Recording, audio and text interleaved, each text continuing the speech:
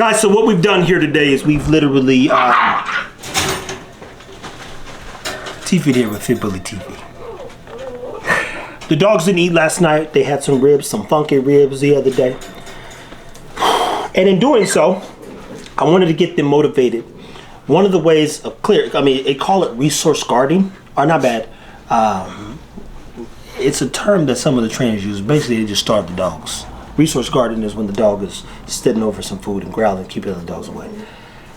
But the dogs, I didn't feed them last night for the purposes that we saw some behaviors. And when we see behaviors that we don't necessarily like, we want to go through just some corrective work. And part of the corrective work, as early as, they're not even 8 weeks old, nobody is getting them more accustomed to being harassed, in my opinion. So one of the things that I'll do, we've got two things here. I've got my yogurt, got me a little spoon, and again, I repeat, I don't like the stuff that I've been seeing. So I want to make sure that they're super motivated. And as you can hear back there, they're definitely motivated. And what I'm going to do is put this all over this bowl. Just a little bit more. And I'm going to grab the dogs to be clear. Now, there's some dogs who are super, we'll just say funky acting. Oh, man. But I'm going to grab the ones that I think are a little bit more motivated. That's what we'll call it. Which means you have to keep them under control. Because even when they were in a high drive state, a high drive state in this case, literally, is a dog that doesn't want to be bothered while eating his food. So when they get into a state of like, hey, this is mine, which is why feeding time is one of the most important times, it's your job to get them under control. So let me grab one. You're a little feisty at times. We'll start with you.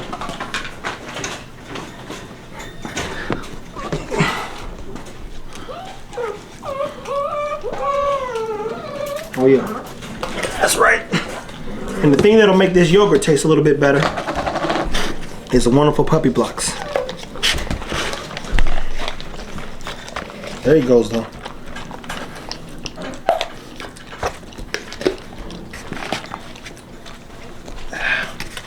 Once he gets accustomed to him, I might harass him here, put my finger in his mouth, he's not biting, pet him. So see, this right here will calm a dog down. This is an opportunity, which is why we do table work, to connect to him. And again, he is a dog, people, don't forget that, which means he could cause harm to anybody if he's not properly trained. But during feeding time, see, during feeding time is the best time. And sometimes you set it down, let him get interested in it. Then you raise it up and get him working. But to a degree, he lacks a little confidence. Now, he's confident with me, which is why he's harassing me. Don't do it.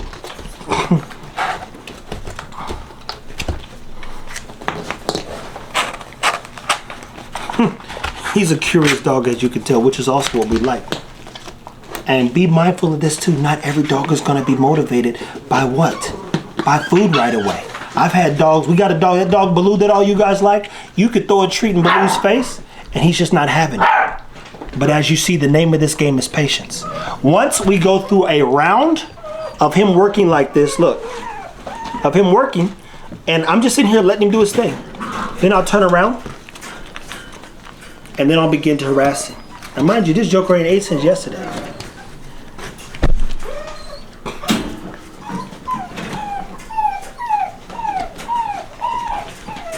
And slowly but surely, as he gets super focused on this, that's when you start petting him. See, look, and building that confidence. Your dog needs to trust you at all costs. You want to see all of this stuff that we do specifically in detail, all the things that I'm going to walk through, all the ways to build your dog. That's going to be on petachievers.com. This is an intro video. Ooh, that boy's looking good. To building your dog and your bond. You don't have to guard food, but you do have to use it as an opportunity. And man, he's looking good. But you don't want him to cower. You want to harass him and pet him everywhere, because people are going to be grabbing him wherever he goes.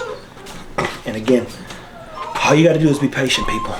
Stay tuned, take care of your dog. So I will do this. Let me make sure you understand. Let me sum this up. Step 1, I put this paper on here, which is sandpaper, to ensure he picks up his feet. We start this normally as early as 4 weeks. I only did this a lot of times, if I'm being honest, with Hera. Jamarcus did it with a few other dogs here and there. None of the other dogs got a lot of this treatment because I want the owners to be able to take this, because it'll be a part of our pet achievers, and utilize it as they build their bond. Hera will be on this table at least 3 times a week.